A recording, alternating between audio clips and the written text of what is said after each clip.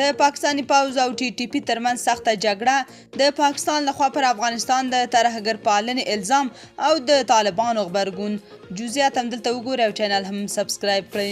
د پاکستان پوځ رسنیزې څانګې په یوه خبرپاڼه کې ویلي چې د تېرې ورځې په عملیاتو کې د بلوچستان ژوب زولې په سمبازه سیمه کې 29 وسلوال وژلي.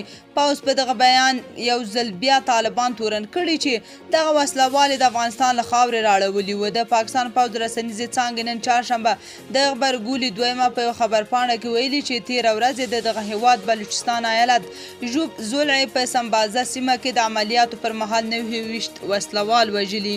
پاکستاني پوځ په دغه خبرپاڼه کې زیاته کړې چې د روانې مې میاشتې په 14مه نیټه له وسلوالو سره په مخامخ جګړه کې د پوځ یو میجر وژل شوی. خو بلخوا تحریک طالبان پاکستان د پوځ یاده ادعا رد کړې او وایي چې په یاده نښته کې 15 پاکستاني عسکر وژلي دي.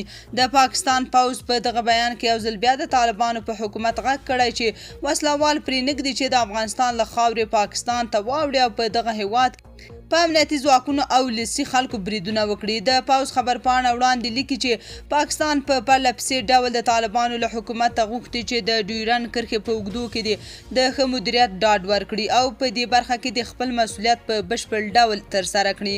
پاکستاني چارواکو تر دې وړاندې هم د طالبانو حکومت پړ بللی و چې په خپله خاوره یې وسلوالو ته پټنځي ورکړي او له هغه ځایه وسلوال په پاکستان کې بریدونه پلانوي. طالبانو لا د پاکستان پوځ دغه بیان ته غبرګون نه دی ښودلی، خو تر دې وړاندې د پاکستاني چارواکو دا ډول څرګندونې بې بنسټه بللې وې او ویلي و چې په پاکستان کې ناامني د دغه هیواد خپله کورنۍ موضوع ده او حل کول یې هم د دغه هیواد د چارواکو مسؤلیت دی. تاسو په دې اړه څه نظر لرئ؟ کومنټ کې شریک او چینل هم سبسکرایب کړئ.